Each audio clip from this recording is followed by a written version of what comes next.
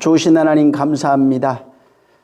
또 부족한 자를 세워주셨사오니 입술을 사용하셔서 정말 성령께서 하시는 그런 말씀들, 세상에 있는 것이 아니라 땅의 것을 통해서 하늘의 것을 발견할 수 있는 시간이 되어줄 수 있도록 우리를 축복하여 주시옵소서. 성령께서 정말 전하는 자나 받는 자 모두가 은혜 받기에 부족함이 없도록 이 말씀을 듣는 모든 심령들이 동일한 은혜와 능력을 경험하게 도와 주시옵소서. 하나님을 알아가는 그 기쁨이 충만케 하시고 정말 하나님을 아는 그 기쁨을 인하여 또한 내 안에 있는 생명을 발견하게 하시며 생명이 자라가고 있음을 또한 내가 알 수 있도록 모든 이가 알 수 있도록 성령으로 역사하여 주시옵소서. 이 시간도 성령이 주장하시고 복 주시며 은혜와 진리로 함께 하시기를 원하며 예수 이름으로 축복하고 기도했습니다. 아멘. 우리 욥기입니다. 욥기 1장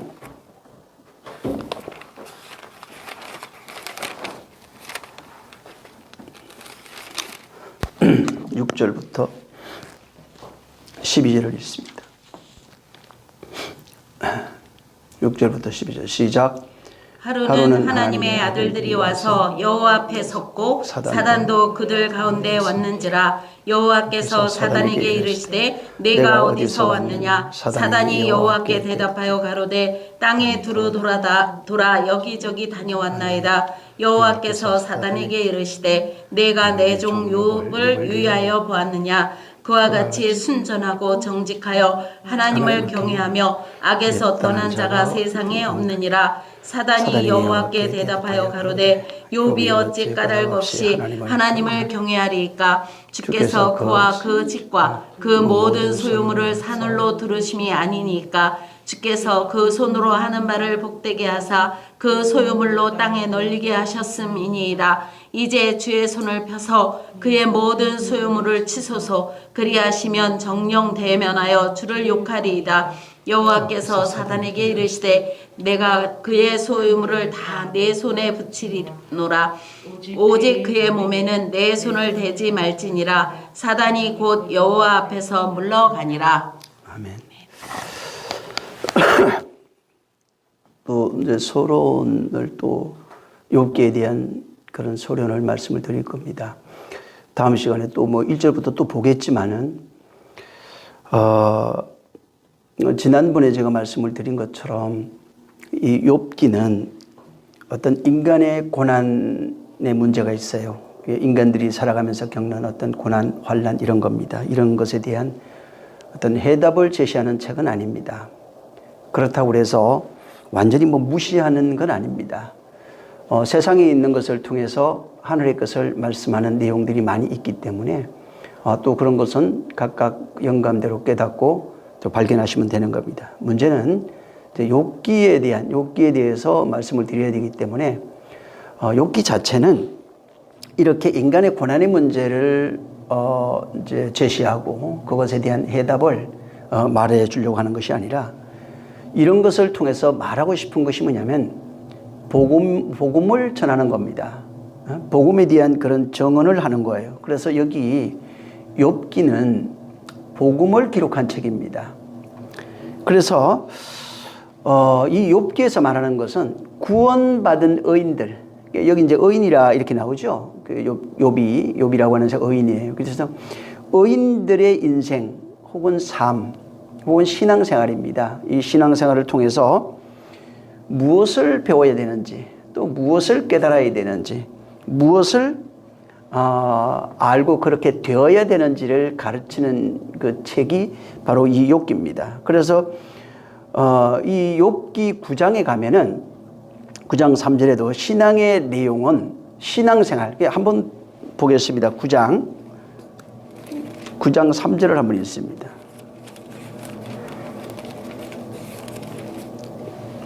자, 시작. 하나님은 마음이 지혜로우시고 힘이 강하시니 스스로 강팍히 하여 그를 죄송합니다. 제가 여기 글이 잘. 자, 9장 3절.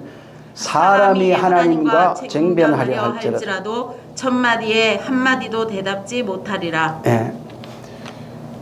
인간 자체가 하나님 앞에 어떤 여기는 지금 그 논쟁이나 이런 것을 하려고 하는 게 아니에요. 그래서 4절에도 하나님은 마음이 지혜로우시고 힘이 강하시니 스스로 강팍히 하여 그를 거역하고 형통한 자가 누구랴. 인간이 인간이 가지고 어떤 지혜를 가지고 그것으로서 어떤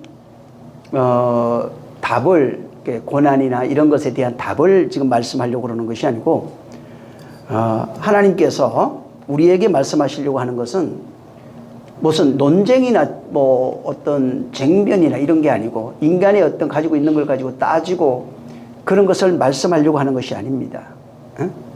하나님은 그냥 지혜로우셔서 그걸 가지고 그 하나님의 지혜를 우리에게 주시려고 하는 거예요. 그러니까 세상에 있는 어떤 것을 가지고 하나님과 이제 욥기에 보면은 이제 논쟁하는 얘기가 굉장히 많이 있습니다.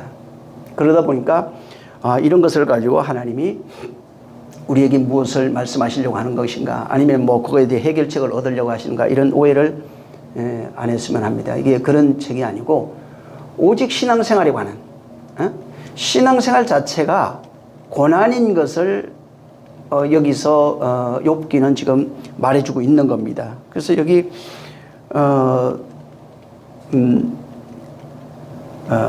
사람들은 보통 이제 그 신앙생활하는 사람 마찬가지인데, 세상에 있는 사람들도 마찬가지입니다. 어떤 환난, 뭐 고난 이런 거 있죠. 위기, 어려움 이런 것이 이제 오게 되면은 어떤 생각을 하냐면은, 내가 뭐 신께, 혹은 기독교인들은 하나님이라고 그러겠죠. 하나님께 어떤 죄를 범한 결과가 아닐까.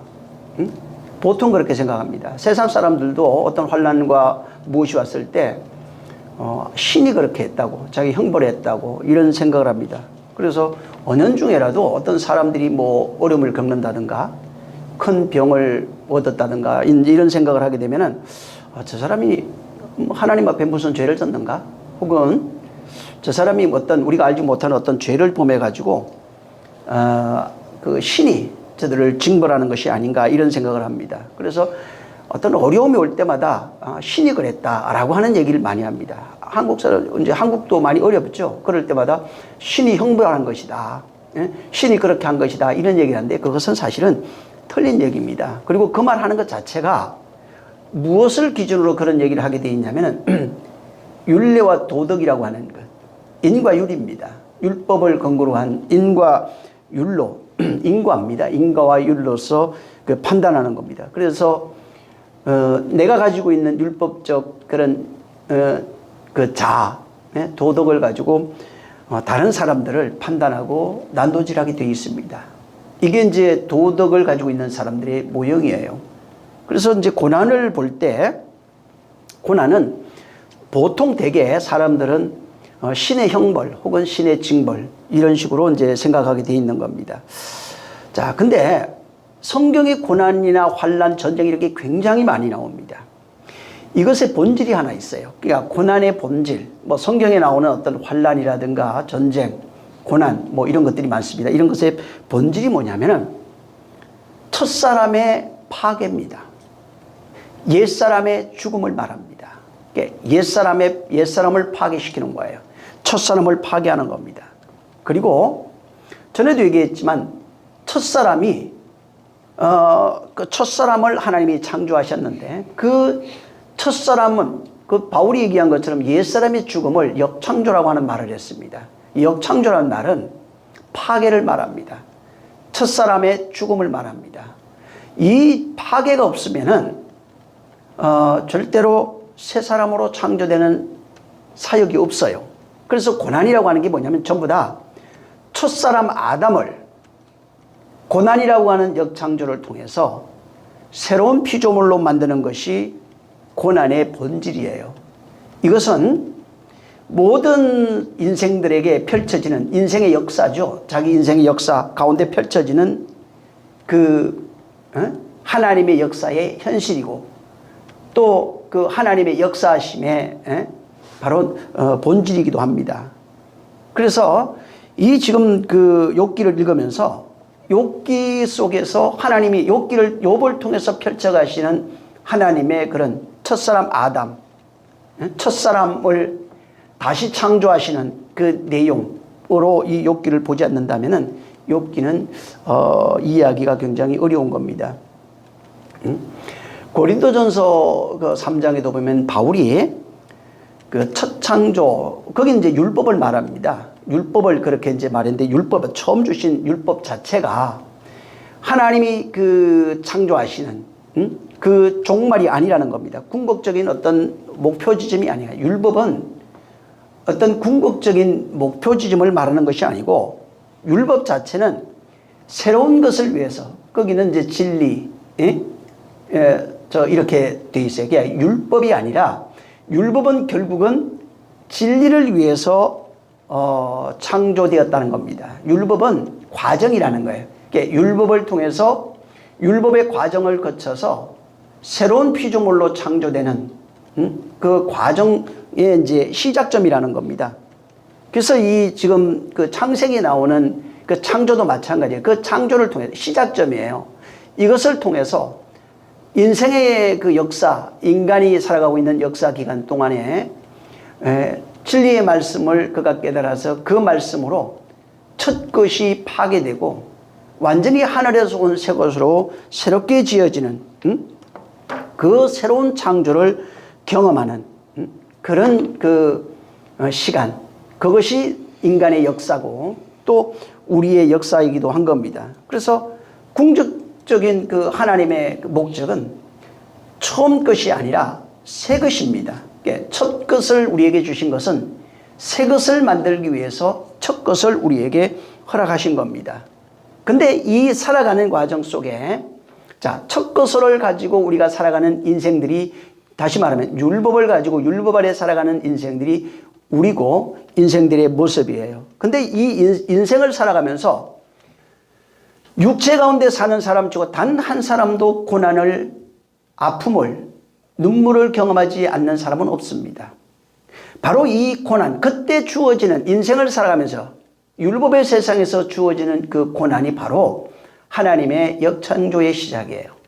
처음 것을 파괴하고 새롭게 지으시는 그 창조의 시작인 겁니다. 그래서 이것을 감지해야 돼요. 하나님이 언제, 그래서 일생 동안 평안해, 아무 문제도 없어요. 이건 심각합니다. 만들어지지가 않습니다. 고난이 없으면은, 환난이 없으면 만들어지지 않아요. 자기가 믿고 싶은 대로 믿을 수밖에 없어요. 내가 살아가는 그 환경에서 거기에서 만족을 느끼고 그것으로 자기가 스스로 자유롭다고 생각합니다. 하나님은 처음 것을 파괴하시려고 하는 거예요. 처음 것이 무너져야 새 것으로 세워지는 겁니다. 그래서 이 욥기를 보면은 욥기의 고난을 통해서 무엇을 봐야 되냐면은 하나님이 처음 것을 파괴하시고 그 파괴하는 과정이 욥기의 환난으로 나와요. 그리고 새 것으로 지으시는 하나님의 구속사의 역사가 여기에 펼쳐져 있는 것입니다. 그래서 고난을 통해서 하나님이 궁극적으로 이루시고 싶은 것이 뭐냐면은 하나님의 마음을 아는, 다시 말해서 하나 된 자를 만들고 싶은 거예요. 그래서 고난을 통해서 결과적으로 아는 것은 욥이 하나님의 마음을 발견해요. 결국은 하나 된 자가 되는 겁니다. 그래서 네가 내가 되고 내가 네가 되는 겁니다. 그래서 욥이 마지막 죽을 때 그 죽음 나오는데 그게 무트가 나와요. 그게 무슨 얘기냐면은 진리로 죽는 죽음을 죽었다, 이런 뜻입니다. 그러니까 하나님은 고난을 통해서, 욥이라고 하는 것을 통해서 우리에게 그것을 보여주시는 겁니다. 너도 욥처럼 이렇게 내가 할 거야. 이런 것을 통해서 너를 그렇게 내가 완성할 거야 하는 것입니다. 자, 욥기를 이제 좀 이해를 해야 되는데, 욥기가 분량이 상당합니다. 42장까지 있고 내용도 사실은 뭐 이게 녹록지 않습니다. 자, 근데 요 42장 이제 구성을 보면 이게 42장인데 구성 속에 1장부터 3장, 이제 그리고 42장 뒷부분이 산문체로 되어 있어요. 자유롭게 이렇게 자유로운 글입니다. 그냥 편안하게 썼던 그런 글로 이렇게 되어 있고, 친구들하고 이제 얘기하는 세 친구들이 있어요. 욥과 그 세 친구와 대화하는 내용이 이제 3장 1절부터 28장 8절까지 이렇게 있습니다. 그다음에 이제 욥이 탄식하는 내용이 있어요. 그게 이제 29장 1절부터 31장 40절까지 있습니다. 여기. 욥이 탄식하는 내용이에요. 그다음에 이제 엘리후가 하는 말이 나오는데 요게 32장 1절부터 37장 24절까지 있습니다. 여기 이제 엘리후가 세 친구와 욥의 말을 듣고 이야기하는 내용입니다. 그리고 이제 38장 1절부터 42장 6절까지는 하나님이 말씀해요. 그리고 이제 요게 전부 다 운문체로 어떤 이제 운율을 가진 어떤 그 글로서 그렇게 이제 쓰여져 있어요. 나머지는. 자, 그래서 여기 이제 서론을 이렇게 보면은 그 역사적인 사실을 단순하게 이제 기록한 그런 내용입니다. 그 다음에 이제 본론하고 결론을 들어가 보면은 이제 시적인 언어로 되어 있어요, 이게. 시적인 언어로 이제 기록을 해놨고, 그래서 이 내용을 지금 제가 말씀드렸던 이 구성, 그 욥기가 구성하고 있는 내용을 이렇게 봐도, 여기에 욥이 그냥 고난을 받아서 복을 받았다? 이런 내용이 아니에요. 그냥 구성만 봐도 그냥 그냥 욥이 이 환난을 잘 견디니까 인내하고 욥이 오는 환난을 잘 견뎌서 인내하니까 복을 주신 것이다 라고 하는 그런 내용이 아니에요. 그래서 여기 보면은 구성도 아까도 얘기한 것처럼 이게 친구들과 대화하는 내용 속에 뭐가 있고 엘리후의 말 속에 뭐가 있고 어떤 내용을 가지고 있어요. 전부 다가. 예? 원칙을 가지고 그 다음에 하나님이 거기 다시 등장해서 말씀하는 이런 내용들이 욥이 잘 견디면 복을 받는다는 내용이 아닙니다. 그 내용으로 여기에 되어 있지 않아요. 그래서 욥기는 이제 그런 것이 아니고 고난이 이렇게 오잖아요. 그러니까 욥이 이제 고난을 겪습니다. 여기 이제 욥이 얘기니까 욥이 어떤 환난과 고난을 겪는 이야기로부터 시작을 합니다. 그래서 욥이 고난을 겪는 내용이 고난을 통해서 인간이 똑같이 어떤 반응을 하고 있는지 욥이 고난을 겪으면서 반응을 하죠. 이 마찬가지로 인간이 욥과 같이 어떤 고난을 겪었을 때 어떻게 반응하는지 이것을 어떤 시적으로 이렇게 기록을 해놨어요. 인간의 어떤 상태. 그러니까 여기 의인이라고 나오죠. 이게 신앙생활하고 하고 있는 사람들의 그 반응, 그리고 그들의 상태, 그들의 모양, 이런 것들 여기 기록해놨어요. 그러면서 하나님께서 무엇을 깨우쳐 주려고 하는 거예요. 무엇을 깨우쳐 줘요. 그리고 그것을 깨우치면은 진짜 첫 것이 죽어요. 두 번째로 살아가는 새로운 피조물로 살아가는 그런 존재로 이제 나타나는 겁니다. 자, 내용을 이렇게 보면 이 내용은 지금부터 말씀드리는 이 구성이나 이런 것들은 여러분들이 이제 인터넷 같은 거 뒤져봐도 많이 나옵니다. 기본적으로 조금 다르긴 해도 그래도 거의 원칙들이 비슷합니다. 1장 1절부터 5절에 보면은 욥에 대한 소개를 해요. 그 다음에 6절부터 12절에 보면은 천상의 모습이 나와요. 거기는 첫 번째 그 천상의 모습이 나오는데 여기에서 그 뭐가 나오냐면 하나님 나라인데 저 하나님 나라에서 하나님과 사단이 대화를 합니다. 이 내용이 여기 기록이 되어 있어요. 이것 때문에 난해라고 하는 것들이 굉장히 어떻게 하나님은 죄인과 만나지 않는다고 그랬는데 아니 사단이 하나님 앞에 쫓겨났다고 그랬는데 어떻게 하나님을 자유롭게 만날 수 있지? 그래서 이게 지금 난해라고 이제 보통은 얘기를 합니다. 자, 근데 또 하나님이 하시는 거 보면 또 재미있는 게 사단 앞에서 욥을 칭찬합니다. 네가 내 종을 보았냐? 그러니까 사단이 욥이 어찌 까닭 없이 하나님을 경외합니까? 에? 하나님이 도와줘서 그런 거 아닙니까? 라고 합니다. 그래서 여기 보면은 이 지금 욥이 잘 보세요. 욥이 까닭 없이 6절부터 한번 쭉 읽어보시면은 두루 다니고 왔습니다. 8절에 가면 정직한 욥이 정말 정직하다. 9절에 욥이 어찌 까닭 없이 하나님을 경외하는 겁니까? 하나님이 그를 산울로, 울타리입니다. 산울타리. 이걸로 둘러서 보호하니까 그런 거 아닙니까? 라고 합니다. 여기 지금 구절은 욥기를 해석하는 데 있어서 굉장히 중요한 구절입니다. 그래서 이 내용을 좀 우리가 이해를 해야 되는 겁니다. 자, 그래서 사단이 지금 말하는 것은 하나님이 그 욥을 보호하고 또 많은 것을 준 거 아닙니까? 재산부터 해서 많은 것을 하나님이 주셨으니까 욥도 그걸 알고 있고 그러니까 하나님을 경외하는 겁니다. 라고 하니까 사단이 생각했던 거 있죠. 하나님이 그를 보호하고 있습니다. 재산 많이 줬습니다. 이런 것들이 있습니다. 다 그래서 하나님이 준 거라서 그런 겁니다. 하니까 하나님이 사단이 생각한 그대로 네가 그렇게 내가 줬다고 하는 그대로 그것을 전부 다 치도록 하셔요.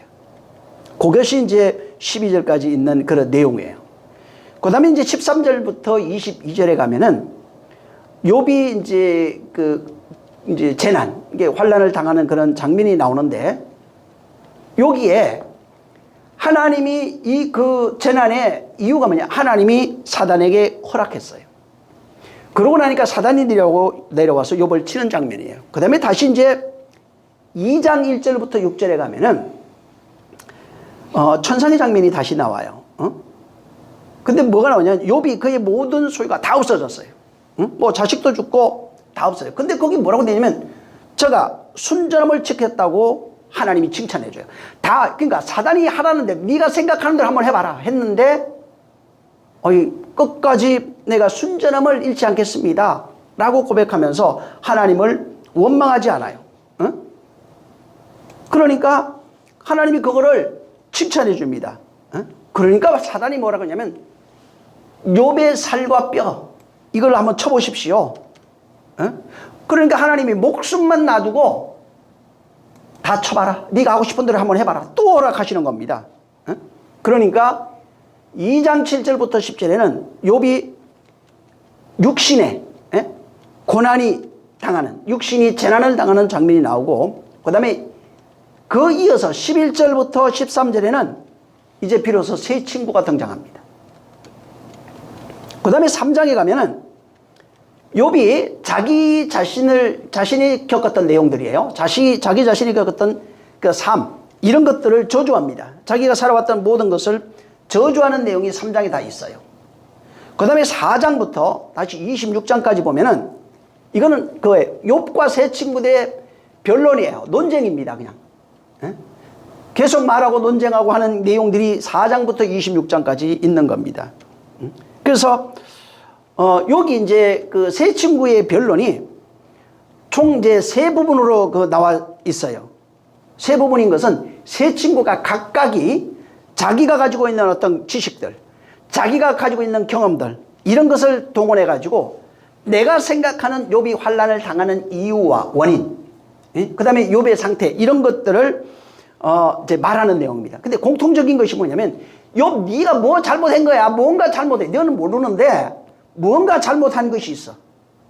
그래서 하나님이 너를 저주한 거야. 그래서 네가 지금 고난 가운데 있는 거야. 이걸 좀 깨달으라 하는 것이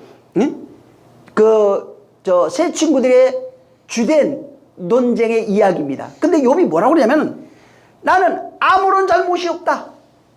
세 친구들과 논쟁하면서 욥이 끝까지 주장하는 것이 뭐냐면 나는 아무런 잘못 없어 하는 이야기가 거기에 나옵니다. 그래서 욥이 반박은 다른 게 아니에요. 한마디로 나는 아무 잘못 없는데 내가 이러한 고난과 환난을 겪는 거야, 이런 얘기를 하는 겁니다. 그래서 이 27장 부터 28장에 가면은 27장 28장이 뭐냐면 욥이 친구들하고 얘기하는 게 아니고 이거는 욥이 혼자 독백해요. 혼자 주저리 독백합니다. 하면서 뭐라고 하냐면 나 아무 잘못 없어. 나 죄진 거 없어. 하는 얘기가 28장까지 있는 내용입니다. 특히 27장 그 1절에서 6절에 욥이 이제 독백한다고 그랬죠. 저기 그러면 27장 1절에 보면 욥이 그 비사를 가지고 이르되, 비사의 속담이에요. 개역 개정에는 거기 뭐라고 하냐면 풍자 이렇게 나옵니다. 그러니까 어떤 속담, 비사를 가지고 자기 스스로 이제 대답하는 그 고백하면서 대답하는 내용이 거기 있어요. 그래서 그러면서도 4절에 가면은 결코 내 입술이 불의를 말하지 아니하고 내 혀가 거짓을 말하지 아니하리라. 나는 결코 너희를 옳다하지 아니하겠고 내가 죽기 전에는 나의 온전함을 버리지 아니할 것이며 내가 내 공의를 굳게 잡고 놓지 아니하리니 내 마음이 나의 생애를 비우지 아니하리라. 나의 원수는 악인 같이 되고 일어나 나를 치는 자는 불의한 자같이 되기를 원하노라. 그러니까 이 사람은 뭐냐면 절대 나는 잘못한 거 없어. 하나님 앞에 나는 절대로 잘못한 것이 없어. 라고 이제 고백하는, 그래, 친구들의 얘기를 듣고 독백하는 내용입니다. 그리고 이제 두 번째 욥의 독백이 나오는데 그게 29장에서 31장입니다. 이제 29장에는 뭐냐면 과거에 좋았던 시절을 회상하는 얘기야. 굉장히 좋았던, 그때 참 좋았어. 라고 하는 그 내용이 29장이 있고 30장에는 애가를 불러요. 자기 신세를 한탄하면서 애가를 부르는데 나는 너무 슬프고 괴롭다. 힘들어. 그게 이제 30장이고 31장에 가면은 다시 한번 또 고백해요. 나는 절대 결백해. 나는 잘못한 것이 없어. 이렇게 얘기를 합니다. 자, 그러고 나니까 욥이 이제 끝까지 자기 결백을 주장해요. 그러고 나니까 엘리후가 딱 등장해요. 그러니까 세 친구 얘기 다 들었고 욥의 독백까지 다 들었던 그 시점에 엘리후가 등장해가지고 욥과 세 친구들에게 1장 아주 연설을 합니다. 그래서 32장부터 37장은 엘리후가 연설하는 내용이에요. 엘리후가 등장해서 연설하는. 그래서 거기 보면 32장에 1절부터 5절을 그 중요한 것이 있는데 거기 보면은 욥에게 막 화를 냅니다. 그러면서 욥이 하나님보다 자기가 의롭다 하며 또 세 친구에게 화를 내는 그들이 능히 대답하지 못하면서도 욥을 정죄함이라. 엘리후는 그들이 나이가 자기보다 여러 해 위임으로 욥에게 말하기를 참고 있다가 세 사람의 입에 대답이 없음을 보고 화를 냈다. 이렇게 나와 있어요. 그 다음에 이제 33장에 가면은 나중에 33장 8절부터 13절을 한번 꼭 읽어보시기 바랍니다. 그리고 나중에 또 할 겁니다. 이거는. 근데 17절부터 19절 그 다음에 22절부터 30절의 그 내용이 엘리후가 이제 말하고 있는 내용들이에요. 정확하게 거기 있는데 12절 같은 데 보면 내가 그에게 대답하리라. 이 말이 그대에게 의롭지 못하니 하나님은 사람보다 크심이라. 하나님께서 사람의 말을 대답하지 아니하신다 하여 어찌 하나님과 논쟁하겠느냐. 그러면서 계속해서 이제 여기 하나님이 돼. 하나님은 전능하시다. 하나님이 이유 없이 그런 일을 하지 않는 분이다. 우리는 알지 못해도, 인간은 알지 못해도 하나님이 이 모든 것은 하나님의 주권 아래에 있다고 말하는 겁니다. 그래서 엘리후가 말하는 핵심이 뭐냐면은 이 모든 것은 인생이 살아가면서 이 세상에서 일어나는 모든 것 있죠. 그러니까 이것은 전부 다 하나님의 주권 아래에 있다는 겁니다. 그러니까 욥이 네가 겪는 그런 고난도 인생은 알지 못할지라도 이것은 하나님의 주권 아래에 있다는 겁니다. 그래 이것을 아주 강력하게 욥과 그 친구들에게 말하는 겁니다. 그러고 나니까 욥이 1장 연설을 딱 끝내니까 이제 하나님이 등장하시는데 하나님이 딱 등장해가지고 모든 인생들의 논쟁, 욥과 세 친구와 이들이 가지고 있던 모든 논쟁, 주장, 고백을 전부 다 무효화시켜버려요. 다 삭제시켜버려요. 그래서 38장 1절부터 40장 2절에 뭐냐면 폭풍 속에서 하나님이 등장해요. 똑같이 나오죠. 그러니까 하나님은 어디에? 폭풍에서, 구름 가운데, 소리 가운데, 뭐 천둥과 번개 나오죠. 그러니까 여기에 지금 하나님이 38장 1절에 폭풍 가운데 욥에게 나타나셔서 말씀하시는데 무지한 말로 생각을 어둡게 하는 자가 누구냐? 너는 대장부처럼 허리를 묶고 내가 내게 묻는 것을 대답할지니라. 내가 땅에 기초를 놓을 때 내가 어디 있었느냐? 내가 깨달아 알았거든 말할지니라. 누가 그것의 도량법을 정하였는지, 누가 그 줄을 그것의 위에 띄웠는지 내가 아느냐? 그것의 추후는 무엇 위에 세워졌으며 그 모퉁이 돌을 누가 놓았느냐? 계속 그 하나님 말씀해요. 40장 3절에서 5절에도 뭐냐면 욥이 좀 얘기하는 얘기예요. 욥이 여호와께 대답하시되 보소서 나는 비천하오니 무엇이라도 주께 대답하리이까 손으로 내 입을 가릴 뿐이오이다. 내가 할 말이 전혀 없습니다. 내가 한번 말하였으니 다시는 더 대답하지 아니하겠나이다. 그러니까 다시 42장에 가면 또 얘기를 해요. 야, 내가 낚시로 니와 야단을 끌어낼 수 있겠느냐? 노끈으로 그 혀를 맬 수 있겠느냐? 계속 이제 하나님이 어떤 욥에게 당신이 하셨던 그런 일들에 대해서 계속 말씀하고 있어요. 42장 7절에서 9절에도 마찬가지입니다. 자, 계속 그 말씀하시고 그들에게 욥이 자, 42장 7절에는 여호와께서 욥에게 이 말씀을 하시니 여호와께서 대만 사람 엘리바스에게 이르되 내가 너와 내 두 친구들에게 노하나니 이는 너희가 나를 가리켜 말하는 것이 내 종 욥의 말같이 옳지 못함이라. 그래서 이제 제사들이라는 내용이 나옵니다.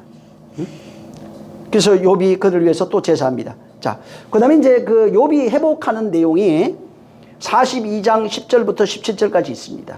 그래서 거기에 보면 어떻게 되냐면 욥이 모든 사정이 딱 두 배로 회복됩니다. 그래서 거기에 이제 42장 10절부터 쭉 갑절이나 뭐 하나님이 주셨다는 거예요.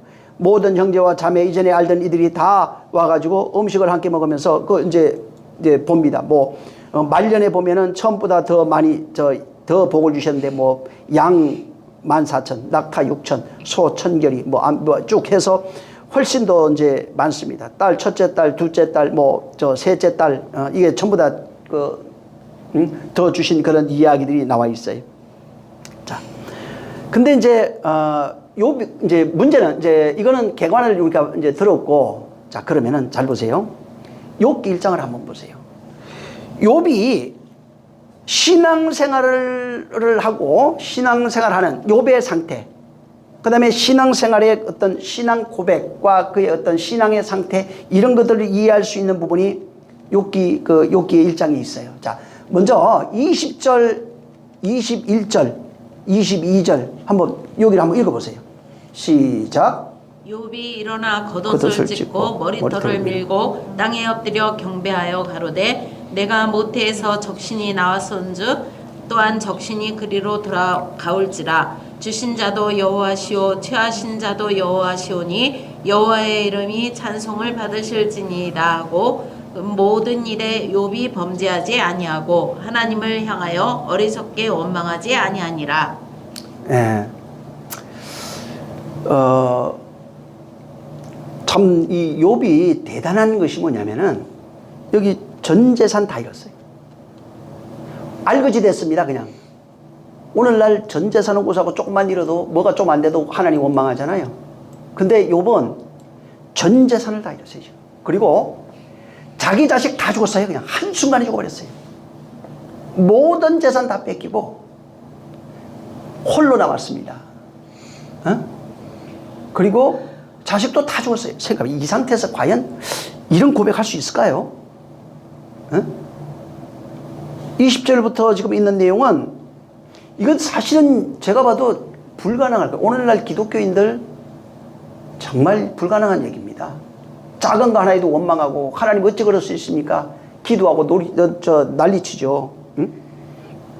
그래서 여기 고백만 봐도 정말 대단해요. 근데 문제가 좀 있어요. 여러분이 20절부터 여기 지금 22절까지 지금 읽었는데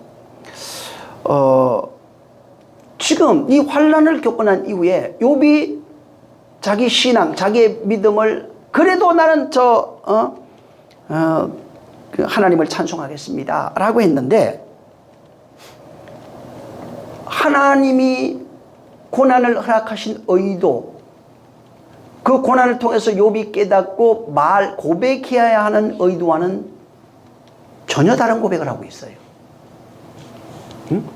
그러니까 참 신앙은 훌륭한데 하나님이 욥에게 듣고 싶은 이야기가 아니에요. 응? 그리고 또 나와요. 2장에 가면은 2장 7절에서 10절을 읽어보시면은 한번 읽어보세요. 거기 시작. 사단이 이에 여호와 앞에서 물러가서 욥을 쳐서 그 발바닥에서 정수리까지 악창이 나게 하신지라. 욥이 제 가운데 앉아서 기와 조각을 가져다가 몸을 긁고 있더니 그 아내가 그에게 이르되 당신이 그래도 자기의 순전을 굳게 지키느뇨. 하나님을 욕하고 죽으라. 그가 이르되 그대의 말이 어리석은 여자 중 하나의 말 같도다. 우리가 하나님께 복을 받았은즉 재앙도 받지 아니하겠느뇨 하고 이 모든 일에 욥이 입술로 범죄치 아니하니라. 두 번째 그 침을 당했어요. 재난을 받는데 이제 육체로 받은 겁니다. 그러니까 온몸에 악창이 난 거예요. 정말 욥 대단한 사람입니다. 응? 대단한데 그래서 서두에도 말했지만 욥은 의인이에요. 응? 계속되는 어떤 환난과 어떤 고난, 재난 이런 가운데서도 이건 하나님의 어떤 절대 주권, 하나님의 완전성, 전능하심을 부정하지 않습니다. 입술로 범죄하지 않습니다. 근데 이렇게 고백하고 있는데 지금 욥이 정말 대단해요. 정말 믿음의 사람이에요. 근데 하고 있는데 3장에 가면은 갑자기 불평을 해요. 이렇게 대단한데 불평하는 내용이면 난 아무 잘못 없어. 분명히 지금 첫 번째 당했을 때, 두 번째 당했을 때 하나님을 원망하거나 하나님을 대적하거나 그러지 않습니다. 근데 3장에 가면은 불평을 해요. 응? 분명히 1장과 2장에서는 하나님을 찬양하는 위대한 믿음의 사람, 의인입니다. 훌륭한 사람이에요. 근데 3장부터 나는 잘못한 것이 없는데 이런 고난을 당하고 있다고 원망하고 불평을 하는 겁니다. 자, 욥이 보세요. 욥이 지금 첫 번째, 두 번째, 세 번째 환난과 여러 가지 환난을 겪으면서 고백했던 훌륭한 신앙인입니다. 자, 근데 세 번째부터는 그 3장에 가면은 나는 잘못이 없는데 이런 일을 당했다고 말합니다. 자, 자기가 잘못이 없다고 하는 근거가 뭐예요? 인과율입니다. 도덕률이에요. 응? 율법적 자아를 가지고 내가 나를 봤는데 내가 나를 보니 나는 아무 잘못 없이 이러한 어려움을 당하고 있는 거예요. 지금 억울한 겁니다. 응? 그가 고백한 것은 율법적 자아를 가지고 자기를 판단했을 때 여전히 나는 의인이에요. 잘못한 것이 없어요. 그 기준은 바로 율법적 자아라는 겁니다. 쉽게 말해서 내가 잘못한 것이 없는데 나는 지금 억울하게 고난을 받고 있는 겁니다. 그래서 고민할 때 내가 혹시라도 내가 봐도 난 잘못한 것이 없어요. 근데 혹시라도 내가 기억하지 못하는 어떤 잘못이 있는가? 아니면은 하나님이 더 좋은 거 주려고 그러시는가? 오늘날 그러잖아요. 환난이 오면은 혹시 내가 뭐 잘못한 것이 있는가? 아니면은 하나님이 더 좋은 어떤 것을 주시기 위해서 그렇게 하시는 것인가? 라고 이렇게 생각하는 겁니다. 자, 아까도 얘기한 것처럼 성경에 나타나 있는 고난, 환난이 있습니다. 이건 아브라함도 그렇고 모세도 그렇고 모두가 겪는 겁니다. 이 과정을 통해서 하나님이 이루시고자 하는 궁극적 목적을 달성하시려고 하는 겁니다. 그래서 반드시 환난이라고 하는 과정을 겪어야 돼요. 전쟁이라고 하는 과정을 겪어야 되는 겁니다. 이 과정을 겪어야 옛 것이 죽고 새 것으로 다시 새롭게 날 수 있는 거예요. 근데 이 과정이 없으면은 절대로 그렇게 옛 것이 죽고 새 것이 될 수 있는 그런 길이 없는 겁니다. 자, 그 7장을 한번 우리 보시면은 7장. 그러니까 요번 지금 하나님이 하시는 이런 고난을 겪는 그 일, 하나님이 궁극적으로 이루려고 하시는 그 본질, 그 결과, 이런 것에 대해서 전혀 모르고 있는 겁니다. 7장에 18절, 나중에 한번 17절부터 그 21절까지 한번 읽어보시기 바랍니다. 자, 18절 한번 시작. 아침마다 공증하시며 분초마다 시험하시나이까. 19절. 주께서 내게서 눈을 돌이키지 아니하시며 나의 침 삼킬 동안도 나를 놓지 아니하시기를 어느 때까지 하시리이까. 네. 20절에 보면 사람이 감찰하시는 이여 내가 범죄하였던들 주께 무슨 해가 되오리까 어찌하여 나를 당신의 과종으로 삼으시며 삼으셔서 내게 무거운 짐이 되게 하셨나이까. 21절에도 내 허물을 사하여 주지 아니하시면 내 죄악을 제거하지 버리지 아니하시나이까. 그래서 내가 이 흙에 누우리니 주께서 나를 애서 찾을지라도 내가 남아있지 아니할 겁니다. 이런 얘기를 합니다. 자, 욥이 안 것이 뭐냐면 이거 하나님이 이렇게 했다는 거예요.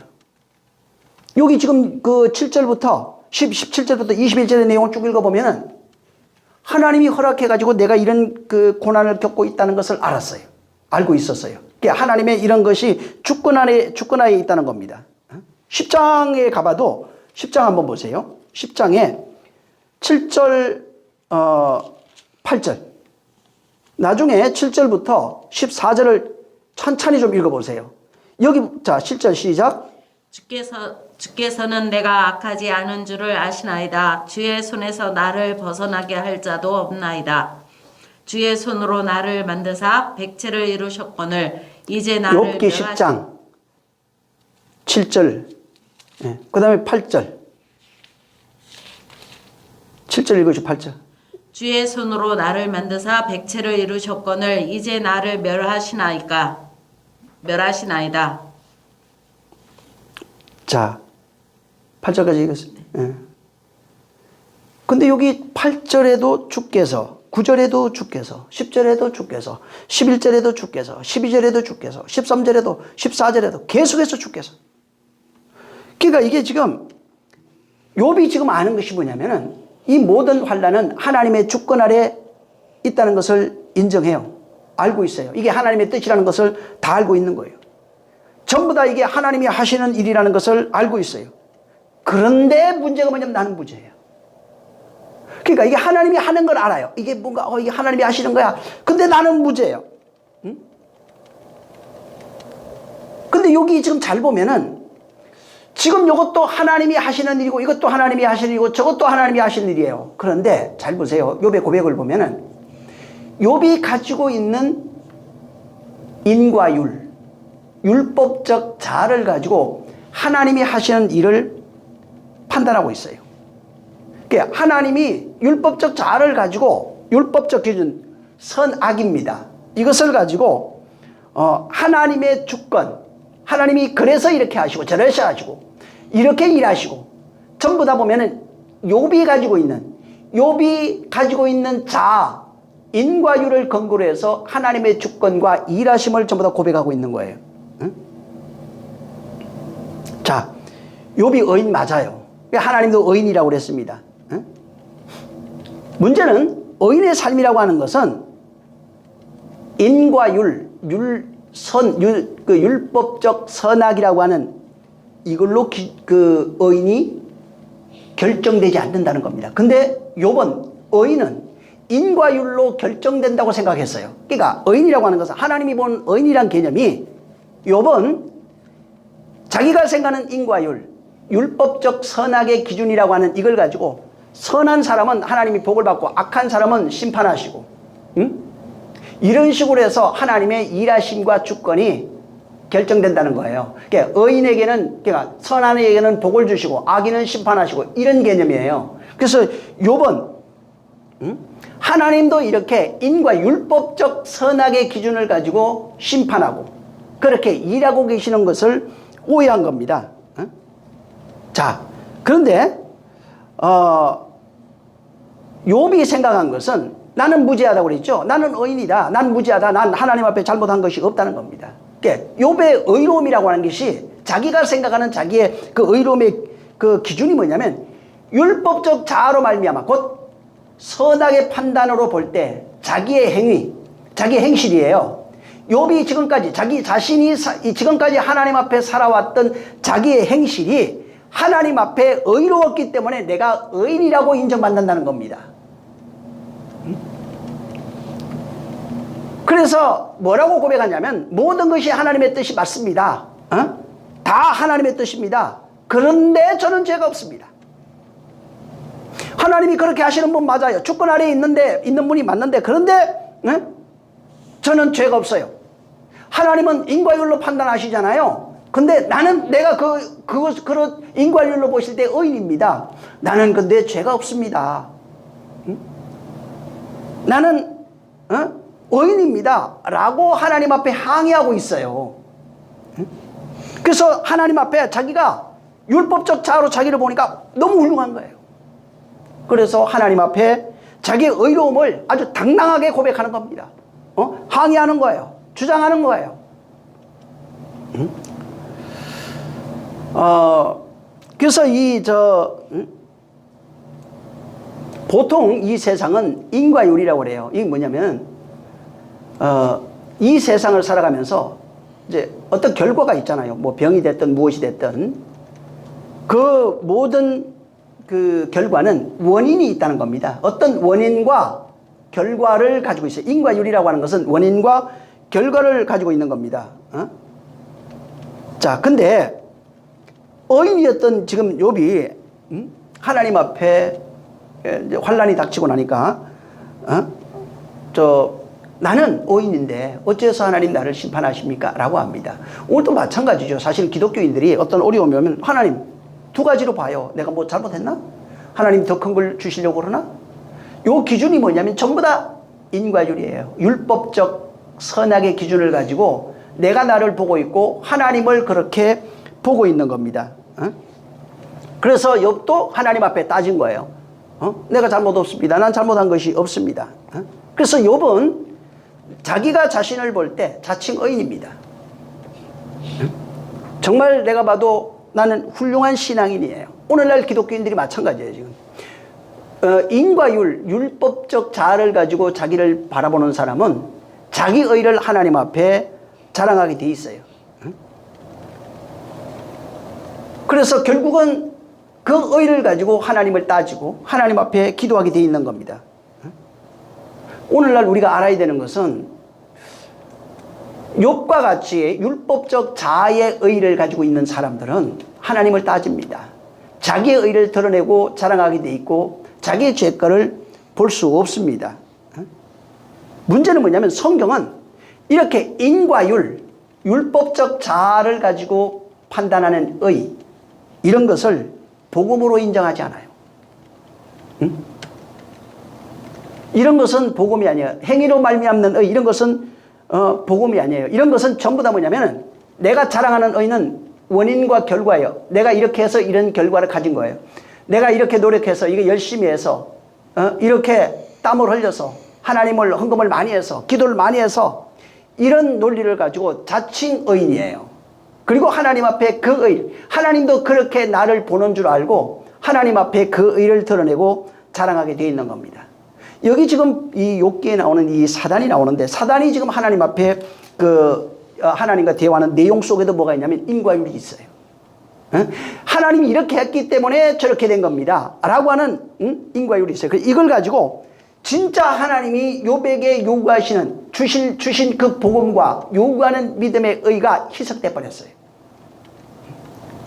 사단은 인과율로 따집니다. 행위를 요구합니다. 근데 하나님은 복음을 말씀하는 거예요. 복음은 인과율이 아니에요. 오직 은혜입니다. 하나님의 은혜와 진리가 있는 것이 바로 복음이에요. 그래서 욥기 1장을 다시 한번 보세요. 8절에서 10절에 아까 읽었는데 9절에 보면은 8절에는 하나님이 욥을 칭찬하는 내용이고 9절에는 욥이 까닭없이 하나님을 그렇게 경외합니까? 말도 안 됩니다 하는 그 사단이 인과율로 지금 하나님께 얘기하는 겁니다. 그래서 그렇게 의인이라고 할 만한 하나님을 원망하지 않는 이유가 10절에 보면은 하나님이 그 산울로 지킨 거 아닙니까? 하나님 도와줘서 그런 겁니다. 하나님이 안 도와줬으면 그럴 일이 없습니다 라고 이렇게 얘기한 겁니다. 그래서 사단이 참소는 하나님이 인과율, 원인과 결과 때문에 이렇게 된 것이니까 한번 빼앗아 보십시오. 라고 사단이 참수한 겁니다. 만약에 그거 안 주면은 요번 절대로 하나님을 원망하게 됩니다. 의인이 될 수 없습니다. 라고 참수한 거예요. 그래서 여기 8절부터 지금 나와 있는 이 내용, 10절까지 있는 이 내용을 보면은 전부 다 사단이 참수하는 내용이 인과율이에요. 여긴 복음이 없어요. 성경은 복음을 말하잖아요. 은혜와 진리를 말합니다. 근데 여기는 복음이 없어요. 사단은 오직 인과율, 원인과 결과예요. 선과 악이라고 하는 것을 가지고 판단해서 하나님 앞에 그렇게 참수하고 있는 거예요.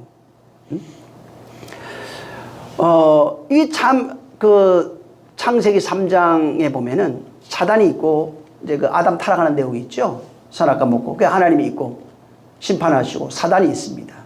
그리고, 아담과 하와가 있습니다. 분명히 그때 하나님은 뱀의 머리가 상해진다고 얘기를 했고, 그 다음에 그 여인의 후손이 오면은 살리라고 그랬어요. 복음을 얘기를 해 줬어요. 하나님이 베푸시는 것은 은혜와 진리예요. 하나님의 언약은 하나님이 그렇게 하시겠다는 겁니다.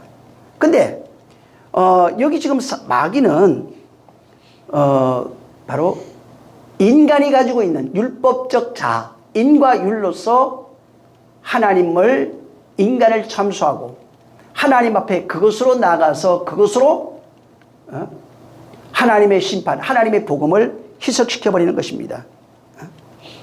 그래서 사단의 얘기는 인간에게 복이라고 하는 거죠. 육체와 환경의 복. 이거 채워주면은 그 사람 의인 됩니다. 근데 이걸 만약에 안 주시면은 그 사람은 하나님을 원망하게 되어 있다고 주장한 겁니다. 자, 욥기는 지금 무슨 얘기냐면, 의로운 자라고 한다면은 어떤 상황 속에서도 그 의를 잃어버리지 않는다는 거예요. 진짜 의는 어떤 상황 속에도 그 의를 잃어버리지 않는 겁니다.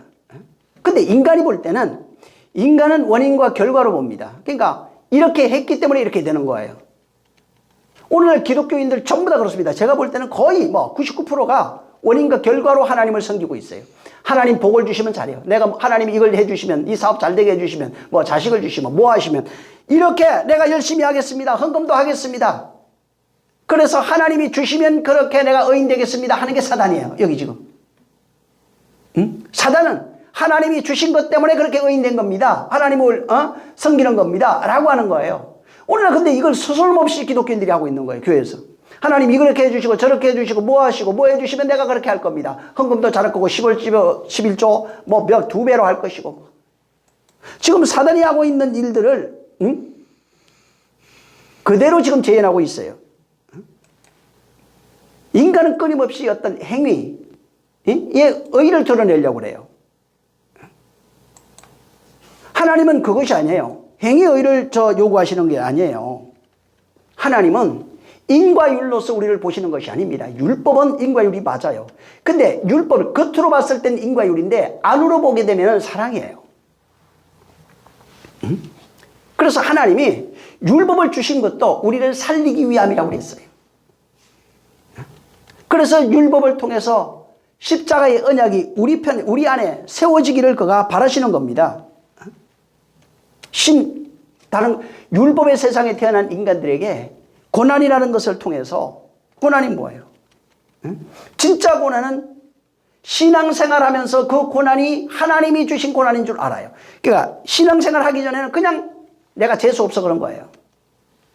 세상에서 내가 재수 없어요. 팔자가 그래서 그런 거예요. 그래서 팔자로 살아갑니다. 근데 신앙생활 하면은 이걸 깨달아야 된다고요. 바로 이 고난을 통해서 하나님이 내게 하시려고 하는 일이 있다는 겁니다. 내가 저 죄를 지어서 저주받아서 뭘 했기 때문에 그렇게 환난이 오고 뭘 오고, 내가 열심히 해서 복이라는 것이 막 들어오게 되고, 내가 열심히 하니까 하나님이 의인이라고 그러고, 내가 열심히 안 하면은 하나님이 저주한다는 얘기가 아니에요. 하나님이 주시는 이 신앙생활, 우리 예수 믿고 신앙생활하죠. 이 신앙생활을 통해서 신앙생활을 하게 되면은 내가 살아가는 동안 신앙생활하면서 내가 경험하는 것들은 일반인하고 똑같이 겪는 겁니다. 믿지 않는 자들과. 근데 믿지 않는 자들은 그걸 팔자로 아는데 믿는 자들은 하나님이 은혜로 알아야 된다고요. 하나님이 나를 만드시려고 하는 하나님의 그 섭리 속에 있다는 것을 그것을 발견해야 된다고요. 그래서 바울이 그걸 깨닫고 구약의 광야, 우리 조상들은 광야에서 신앙생활, 교회생활을 했고 우리는 교회에서 신앙생활을 한다고요. 광야에서 고난을 겪은 거예요. 우리는 교회에서 고난을 통과하는 겁니다. 응? 그래서 이 환난을 통해서 결국 받아내고 싶은 것이 뭐냐면 욥의 고백이라고요. 응? 욥의 고백이에요. 그 내용의 결과, 욥의 고백의 내용이 뭐냐면 그리스도의 복음이에요. 은혜와 진리를 말하고 있는 거예요. 응? 하나님이 우리를 통해서 우리를 그리스도를 통해서 예수 그리스도를 통해서 은혜와 진리로 완전한 자를 만들겠다고 하는 그 내용을 깨달아야 되는 거예요. 응? 근데 사단은 오늘날 저 교회 목사들도 마찬가지입니다. 수많은 성도들도 마찬가지예요. 지금 사단하고 똑같이 얘기하고 있어요. 이렇게 했기 때문에 복을 주셨기 때문에 하나님 잘하는 것이고 복을 안 주시면 하나님을 잘 못 섬길 겁니다. 에? 고난받는 이유가 뭐예요? 에? 내가 뭐 죄져서 그런 거예요. 다. 잘 되는 이유가 뭐예요? 내가 신앙생활 잘해서 그런 거예요. 이게 인과율이라고요. 그게 사단이 하나님을 참소한 하나님 앞에 욥을 참소하고 있는 그 내용이에요. 이것을 가지고 인과율을 가지고 아예 복음을 다 가로막아 버렸어요. 이것을 이 세상에 다 뿌려버렸다고요. 세상 사람들에게 이것을 뿌려버렸어요. 교회에 이것을 다 뿌려놨어요. 그래서 진짜 하나님이 하시려고 하시는 그 내용과 의미를 깨닫지 못하는 겁니다. 하나님의 사람으로 나올 수 없는 겁니다. 지금 기독교 잘 생각해 보세요. 은혜의 종교죠, 우리는. 그러면 은혜만 있어야 돼요. 근데 은혜를 말하면서도 은혜가 없어요. 행위가 나와요. 열심히 해야 되는 겁니다. 자기 의를 드러내야 되는 거예요. 그래서 실제 가만히 보면 은혜의 종교로 말하는데 인과율의 종교입니다. 에? 율법적 선악의 종교예요. 잘하는 사람은 복을 받고 죄 짓는 사람은 심판받는 것이 기독교예요. 여기에 하나님의 은총이 어디 있어요? 하나님의 사랑, 경륜, 섭리, 은혜, 구원, 주권 이런 거 다 얘기하잖아요. 근데 그거 어디 있냐고요? 없어요. 잘하는 사람에게는 저 상 주고 못하는 사람은 심판하는 걸로 전부 다 바꿔버린 겁니다. 그래서 신앙생활이 뭘로 바뀌었어요 지금? 이 사단이 말하고 있는 거하고 똑같아요. 잘하면 복을 받고 못하면 저주받고. 하나님 주신 거 그거 다 걷어내면 저 하나님 원망하게 돼 있어요. 하나님이 지금 주셨으니까 지금 잘하는 겁니다. 하나님이 저 주신 거 걷어내보세요. 하나님 원망하지요. 그게 인과율이라고요. 응? 오늘날 신앙생활하고 있는 사람들의 내용이에요. 그래서 실제 오늘날 사단이 말하고 있는 그 현실이 오늘날 교회에서 일어나고 있어요. 성도들 가운데 일어나고 있는 겁니다. 그래서 끊임없이 오늘날도 교회를 참수하고 있는 거예요. 성도들을 참수하고 있는 거예요. 근데 그것도 모르고 성도들은 똑같이 욥과 같이 인과율로서 하나님 앞에 자기 의를 드러내고 내 의를 자랑할 것이다. 나는 잘못한 것이 없어. 응? 내가 하나님을 변백할 것이다. 응? 그래서 끊임없이 하나님께 자기 의를 자랑합니다. 그리고 세상의 것, 육신의 것, 이 세상의 것을 하나님이 보상으로 줄 줄 착각하고 있어요. 잘하는 사람에게는 이 세상에 돈 많이 줘요. 자식 잘 되게 해요. 사업하는 사람 잘 되게 해요. 전부 다 이런 식으로 바꿔버렸다고요. 응? 이게 거짓이에요. 이건 기독교가 아니에요. 응? 열심히 하면 복을 받아요. 내 말 잘 들으면 복을 받아요. 이건 사기입니다, 다. 진짜 악한 거예요. 왜? 은혜를 말하고 진리를 말합니다. 복음을 말하지만은 복음을 전부 다 인과율로 희석시켜버리고 타락시켜버렸어요. 그래서 신앙인들이 하나님 앞에 서 있는 신앙인들의 모습이 전부 다 인과율이에요. 율례와 도덕, 법도 율법을 벗어난 적이 없어요. 응? 오직 거짓된 걸로 사람들을 전부 다 미혹시킨 거예요. 그래서 착하게 살면 구원받아요. 열심히 하면 구원받아요. 신앙생활 잘하면 구원받는 거예요. 그리고 육신의 어떤 평안함, 환경의 평안함, 어떤 것이 주어지면 그걸 하나님이 주신 보상으로 생각하는 겁니다. 그래서 오늘날 뭐예요? 뭐 집사 되면, 집안 사면 가짜라고 그런 얘기 하게 돼 있고,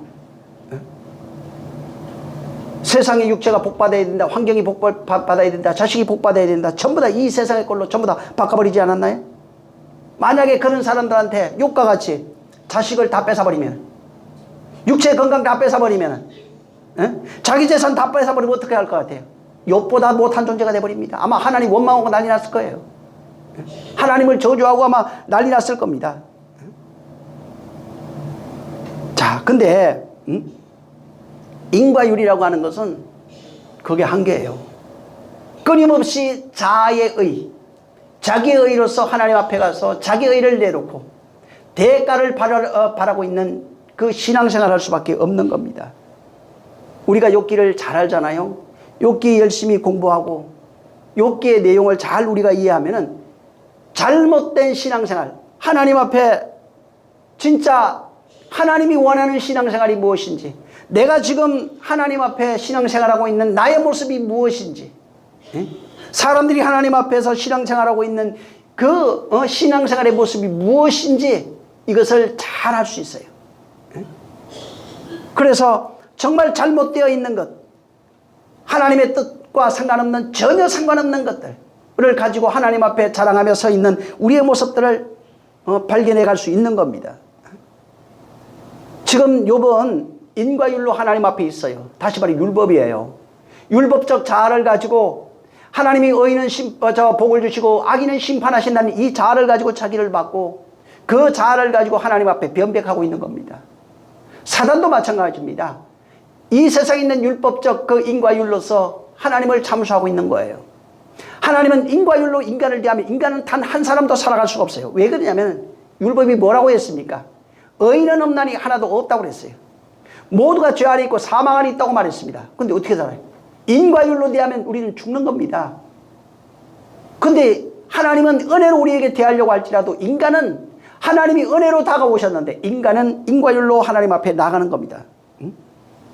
복음은 다른 게 아니에요. 하나님께서 우리에게 이루고자 하시는 그 일들, 하나님의 뜻이 있어요. 그 일을 우리 안에서 이루고 싶은 겁니다. 하나님의 뜻을 완성하고 싶은 거예요. 그게 하나님의 일이에요. 그게 우리를 섬기는, 하나님이 우리를 은혜와 진리로 우리를 섬긴 거예요. 섬겨서 우리를 완전한 자로 만들려고 하시는 겁니다. 근데 사람들은 신 앞에 나가서 자기의 경건을 자랑하려고 하는 겁니다.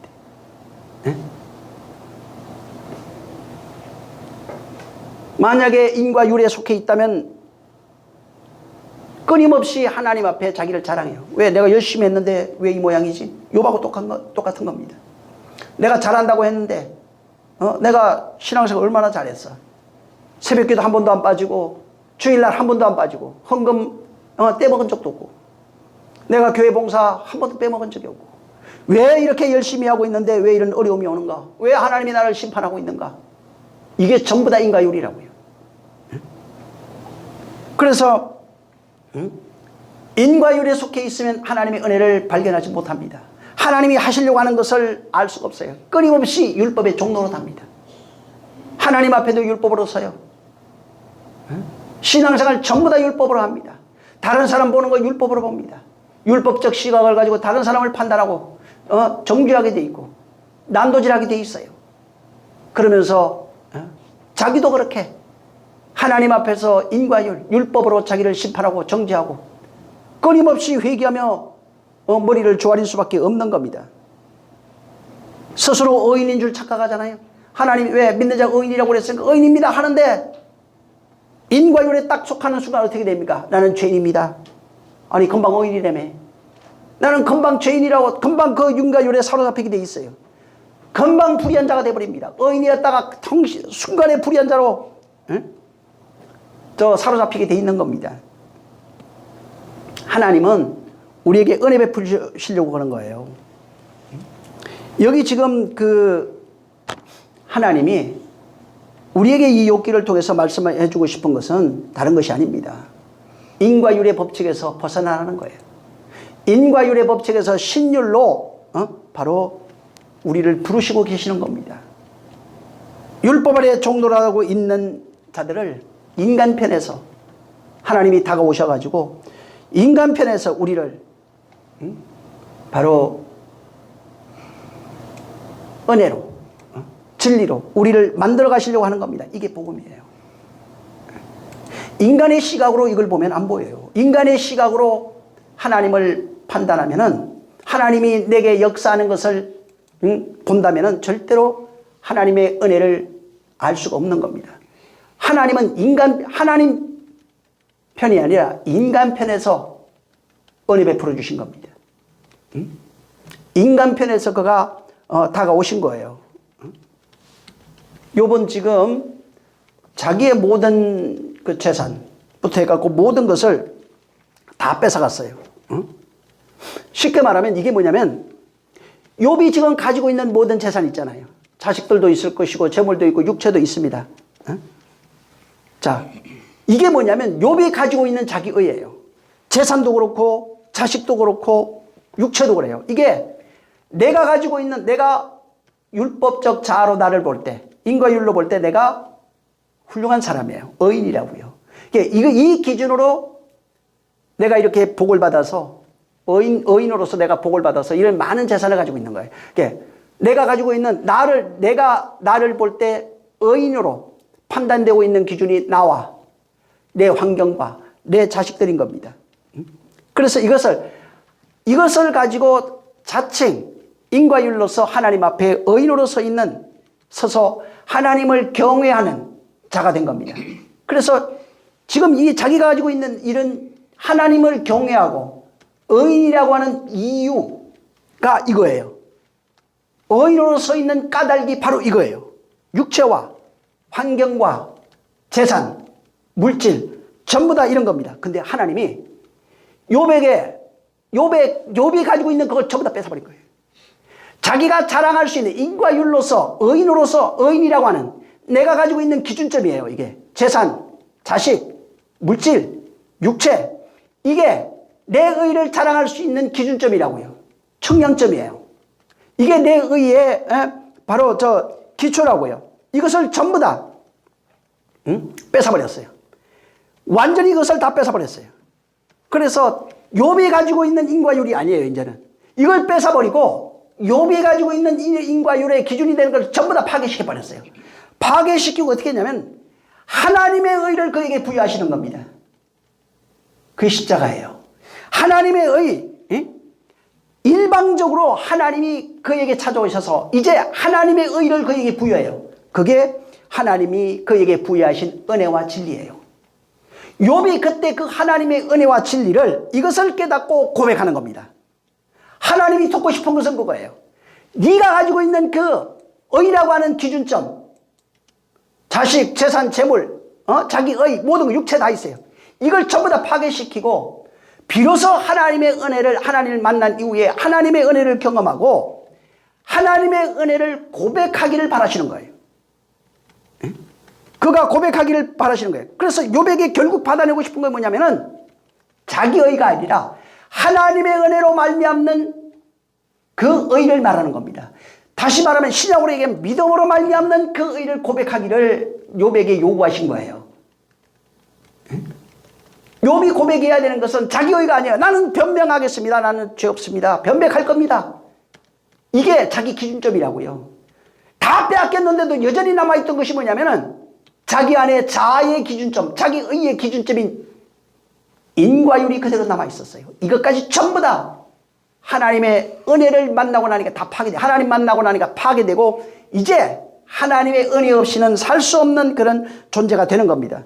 그리고 이것을 하나님이 욥에게 고백하게 하신 거예요. 그래서 그가 회개가 먼저 나온 거예요.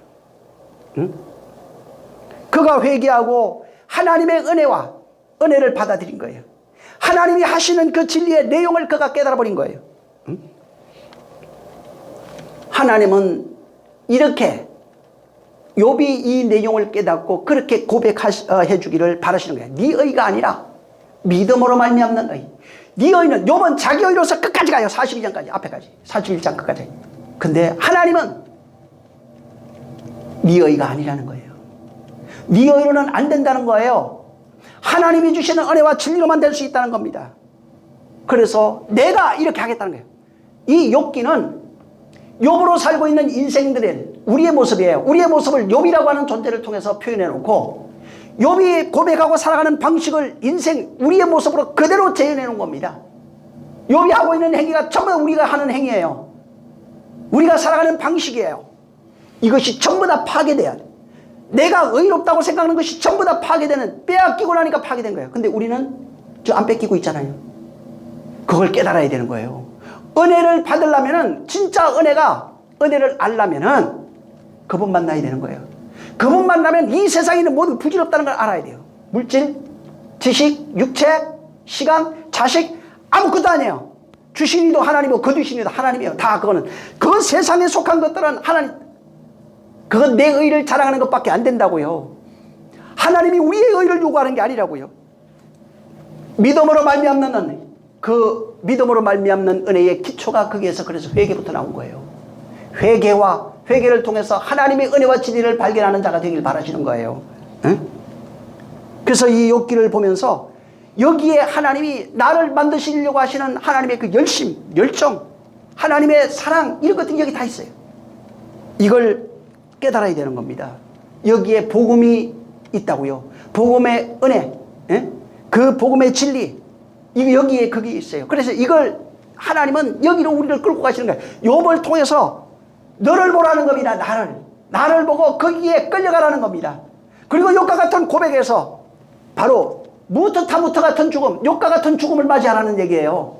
그러면 다시 사는 존재가 되는 겁니다. 그래서 거기에 140, 140 이런 게 막 나와요. 응? 말씀이 역사하는 때 그런 것들이에요 다.